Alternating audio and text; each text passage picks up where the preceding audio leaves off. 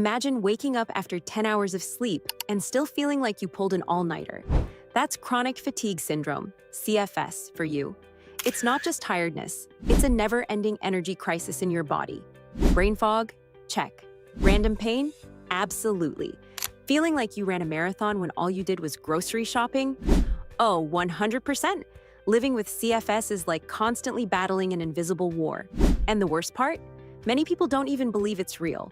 In this video, I'm sharing my real-life journey with chronic fatigue syndrome, from misdiagnosis and frustration to finally understanding my body and undergoing surgery.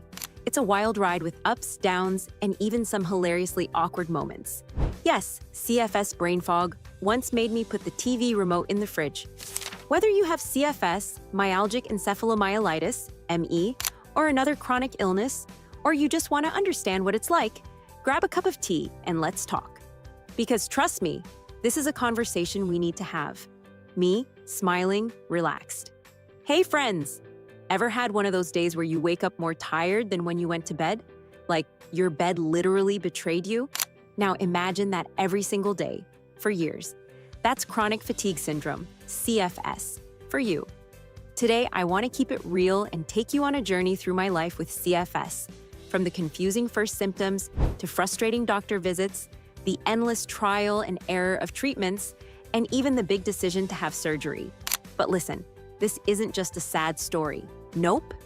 This is about hope, humor, and finding ways to thrive, even when your body is acting like a rebellious teenager that refuses to cooperate.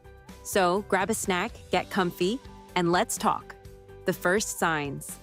Am I just lazy? So let's rewind. The first time I noticed something was wrong, I was exhausted all the time. And I don't mean, oh, I stayed up too late watching Netflix, tired? I mean the kind of tired where brushing your teeth feels like a full workout. I kept thinking, okay, maybe I need more sleep. Maybe I'm just lazy? Spoiler alert, I was not lazy. But at first, no one took me seriously. Even my friends would say, you just need to drink more water. Oh sure, let me just hydrate myself out of a chronic illness. Maybe you should try yoga. Love that for me, but my body feels like a lead balloon, thanks. You're just stressed. Yes, my secret talent, manifesting physical illnesses through pure vibes. Meanwhile, I was out here barely functioning, trying to keep up with life while my energy levels were basically running on fumes. The nightmare of getting diagnosed. If you have CFS, myalgic encephalomyelitis, ME, or any chronic illness, you know the diagnosis struggle is real. It's like going through an escape room where every door just leads to another locked door. I went to so many doctors, and every visit felt like a medical version of gaslighting. Your blood work looks fine. Have you tried antidepressants? It's probably just stress. Excuse me, doctor, but my entire body feels like it's running on a dead phone battery, and you're telling me to just reduce stress? How? It took years, yes, years, before I finally got diagnosed with chronic fatigue syndrome, CFS. And the worst part? Even after diagnosis, treatment options were, well, pretty meh. The unexpected silver linings of chronic fatigue syndrome. Now, hear me out. CFS is hard, no sugarcoating that. But along this crazy journey, I've actually found some unexpected silver linings. I learned the power of saying no. Before CFS, I was the classic people pleaser. Now, if my body says, nope, you need rest, I listen. And guess what? Setting boundaries is actually life-changing. I became a pro at appreciating the small things. When you spend most of your time exhausted, you start noticing the little joys.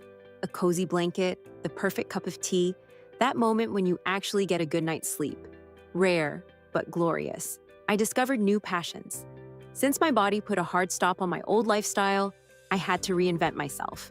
I found joy in things I never expected. Writing, painting, even just deep conversations.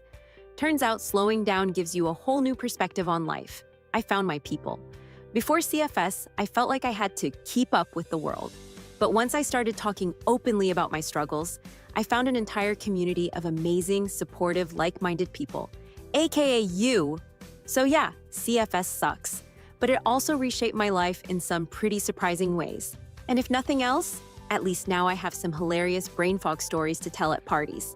The daily struggles, brain fog, fatigue, and that one time I lost my keys. In the fridge, living with CFS is like having an unpredictable, annoying roommate who randomly decides, nope, no energy for you today. Guess what? You're gonna forget every important thing you need to do. Oh, and let's throw in some random body pain for fun. The brain fog is the worst. One time, I legit spent 30 minutes looking for my keys, only to find them in the fridge. Yes, the fridge. Because apparently, my brain thought my keys needed to chill. And don't even get me started on the pain. Random aches, muscle stiffness, and that bone-deep exhaustion that makes it feel like gravity is out to get you. But despite all of this, I learned how to manage life in a way that works for me. Treatments, fails, and what actually helped. So here's the thing. There's no one-size-fits-all cure for CFS. But trust me, I tried everything. Medications? Some helped, some made things worse. Supplements? A few worked, but not all. Exercise? More like survival-level movement. Diet changes? Cutting out junk helped. But let's be real. Sometimes a girl just needs chocolate. But here's what DIE helped me. Pacing and energy management. The spoon theory is real. Adapting my daily routines. Small changes equal big differences.